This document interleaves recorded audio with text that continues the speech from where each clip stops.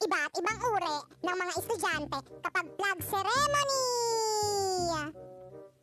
OMG, magsisimula na!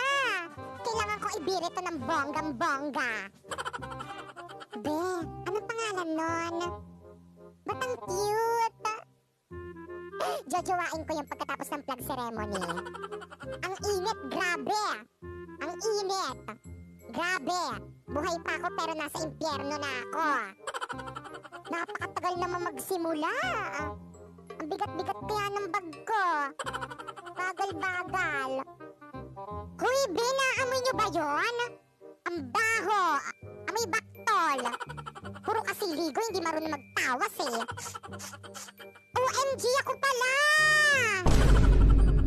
Ate! Ano ginagawa mo dito? Lumayas ka nga dito sa libing ni nanay. Gusto ko rin po kasing puntahan si nanay sa libing niya. Ano? Matapos mo siyang iwanan at pabayaan? Ate, hindi ko naman po pinabayaan si nanay eh. Manahimik ka! Hindi ko kailangan ng paliwanag mo. Lumayas ka dito. Lumayas ka sa libing ng nanay ko. Pero ate, nanay ko rin yan. Anong nanay? Baka nakakalimutan mo. Ampun ka lang. Kaya lumayas ka rito. Pero ate, sinabing layas.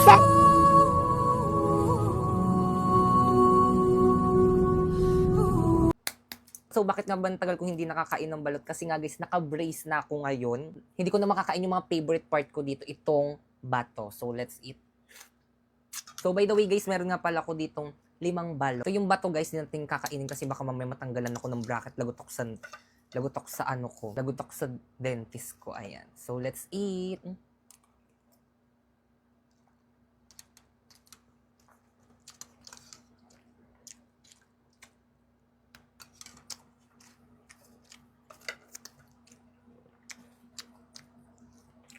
Grabe na, miss ko.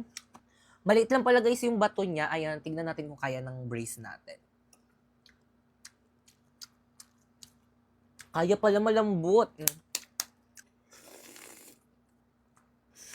So, ang laki ng ng sisi. Yung favorite natin yan. Kakainin natin yan. Na-miss ko to. Ayan.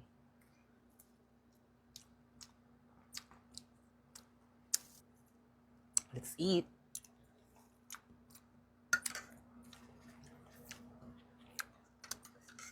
So, ito matigas na to, guys. Tignan natin.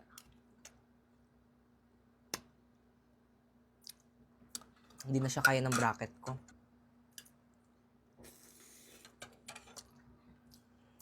Sa susunod, guys, comment nyo kung gusto nyo itry ko yung balot na tinitinda dito sa may TikTok. Hindi ko pa yung natitikman. Ano kayong lasa nun? So, ito, guys. Let's eat.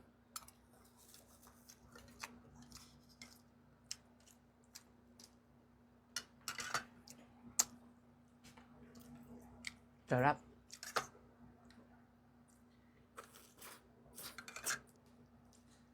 Kuhain natin. Ayan, tapos ihalo natin dito. And then, eat.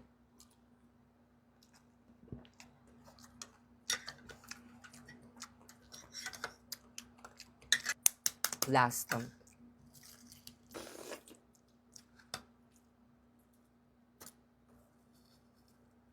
Ayan. Ayan, last.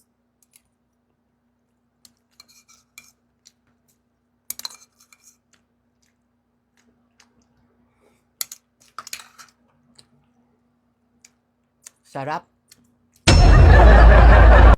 Popoy, ayun ba yung teacher mo?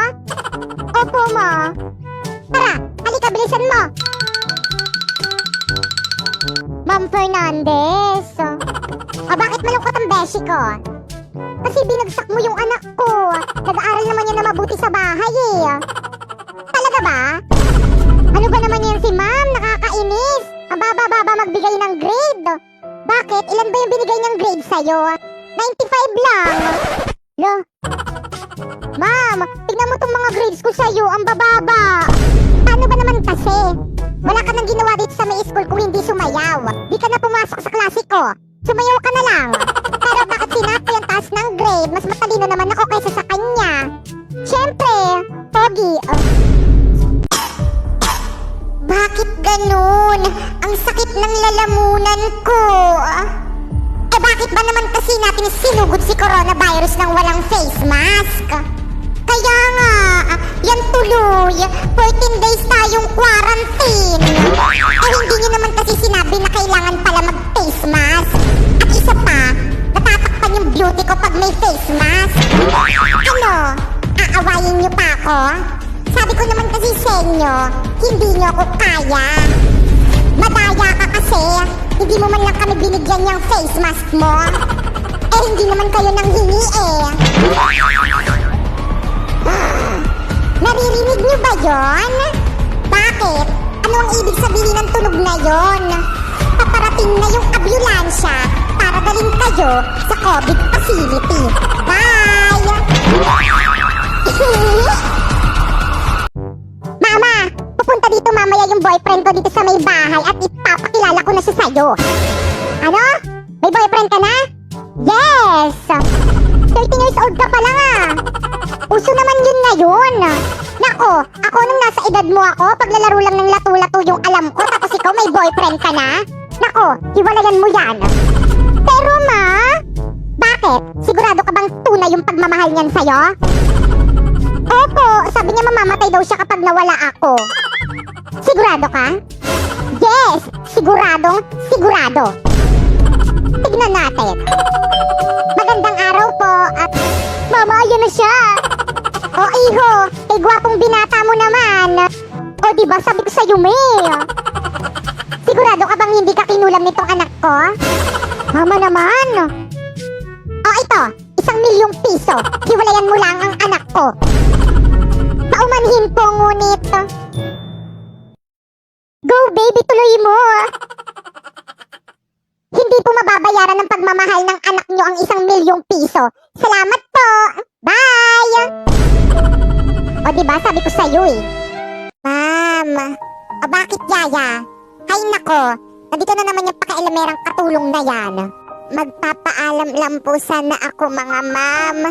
Magre-resign na po ako. Ano? Bakit? Yaya, kung dahil lang to sa pagmamataas ko ng boses sa'yo, sorry. Stress lang talaga ako sa trabaho. Nay, hindi mo kailangan humingi ng tawad dyan. Katulong lang yan. Alam ko naman po sa sarili ko na katulong nyo lang ako eh. Naalipin nyo lang ako. Pero hindi ko na po kaya yung pagmamalupit nyo sa akin. Yaya, sorry, hindi ko alam na ayan pala yung nararamdaman mo. Huwag ka nga humingi ng tawad dyan eh sa katulong na yan. Ikaw pa talaga may gana magreklamo. Kung gusto mong umalis, umalis ka. Dalhin mo lahat ng gamit mo. Guys, nakikita niyo ba to guys? May 20 akong bago. Sana all meron na. Gusto ko rin ng ganyan. May ganyan na pala. Bilhin nyo. Magkano? 50. Stay, tago natin tong cellphone ni Bakekang. Sige, bilisan mo, itago mo na. Ayan na siya, huwag ka na maingay. So, anong ginagawa niyo dyan? Wala, binabackstab.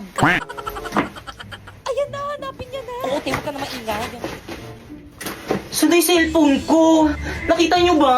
Wala yung cellphone mo. Oo, yung cellphone ko. Hanapin mo muna, baka nandyan lang yun. Burara ka kasi. Wala talaga sa bag Guys, ko, sino kumuha ng cellphone ni Bakekang? Lagot Ilabas ako niyo kay na. mama. Ilabas niyo na. Di pa, ibalik mo na, paiyak na si Bakekang.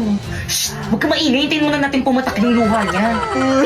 Uy, ano ba, maawa naman kayo. Ilabas niyo na yung cellphone ni Bakekang. Umiiyak siya. Guys, ilabas niyo na. Bakekang, ba't mo kasi iniwan kung saan tong cellphone mo?